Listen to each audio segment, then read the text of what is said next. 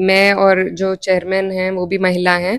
हम लोग वहाँ पर चेयरमैन साहब की कोई समस्या थी उसको लेकर गए थे, जिसमें ये एडीएम ई जो हैं वो लगभग 2-3 घंटे से लंच का बताकर छुट्टी पर थे अपने घर पे। उनको बुलवाया गया, उन्हें शायद वो चीज़ अच्छी ना लगी हो और आते ही उन्होंने बड़े ही अभद्र व्यवहार में जो चेयरमैन साहिबा हैं उनकी परेशानी को सुन के कहा कि जाइए लिखित में दीजिए जाइए। तो उस बात से हमें आपत्ति हुई और मैंने फिर हस्तक्षेप किया, जिसके बाद भी उनके व्यवहार में कोई बदलाव, उनके टोन में कोई बदलाव नहीं आया।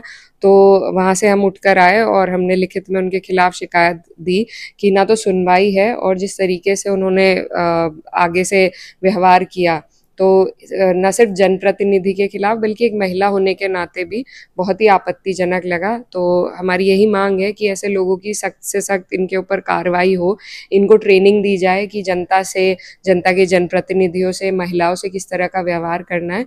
तो कम से कम उसकी ट्रेनिंग इनकी होनी चाहिए और इन पर ठोस कार्रवाई हो। मैम, इसकी शिकायत आपने उच्च स्तरीय की है एडीएम के खिलाफ? जी, लिखित रूप से हमने शासन में, प्रशासन में सभी को अवगत कराया है और यही उम्मीद है कि जो सरकार बेटी बचाओ बेटी पढ़ाओ का नारा दे रही है, महिलाओं को 33% आरक्षण दे रही है, वो ज़रूर इन चीज़ों पे भी ध्यान दे कि किस तरीके से उनके अधिकारी बेलगाम होकर महिलाओं के प्रति अपना व्यवहार, दुर्व्यवहार दिखा रहे हैं और उनकी बिल्कुल सुनवाई नहीं है और इनको इन पर कार्रवाई करे।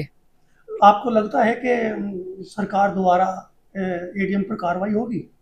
विश्वास है आपको?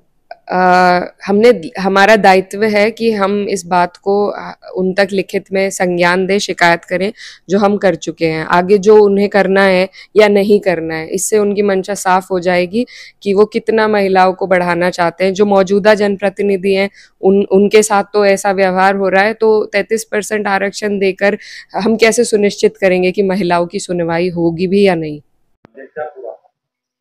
ये 1 जुलाई को मैं फील्ड में था, तभी 3 बजे के आसपास एडीएम फाइनेंस के द्वारा ये मेरे व्यक्तिगत नंबर पर फ़ोन करके बताया गया कि माननीय सांसद कैराना यहाँ पे बैठी हुई है, वो आप हैं।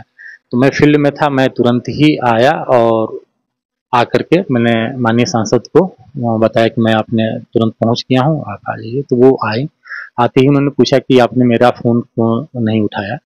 मैंने उनको अवगत कराया कि एक्चुअली मैं कहीं पर उसके पहले मीटिंग में बैठा हुआ था और फील्ड में निकल गया था, जिससे कि वो फ़ोन वाइब्रेशन पर था, जिसके कारण नहीं था और कोई बात नहीं थी।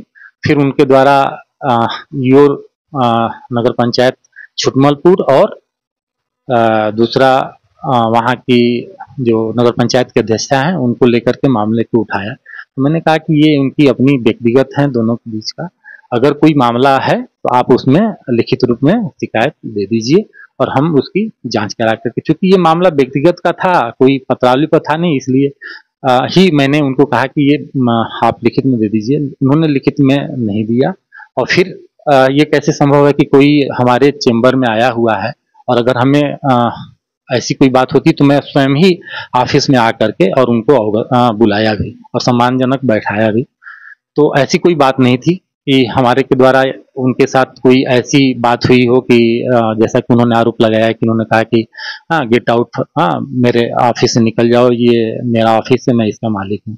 क्योंकि मैं एक लोक सेवक हूँ और मुझे अपने कर्तव्यों के बारे में पूरी तरह से पता है और इस तरह की आरोप निराधार है। तो जो चेयरमैन उनका और योगा कोई मामला, उन्होंने आरोप लगाया था 2 दिन पहले ही ये लगाया था कि ये मेरे कहने पर नहीं बल्कि अपनी मनमानी करते हैं। तो हमने कहा कि ये कैसे संभव है कि जो भी योजनाएं सरकार के द्वारा आती हैं और जो भी प्रस्ताव आते हैं उसमें आपके और ईओ के सिग्नेचर से ही वो यहाँ पर प्रकरण आता है, तो बगैर आपके सहमति के बगैर ईओ यहाँ पर कोई कार्य कर ही नहीं सकता है।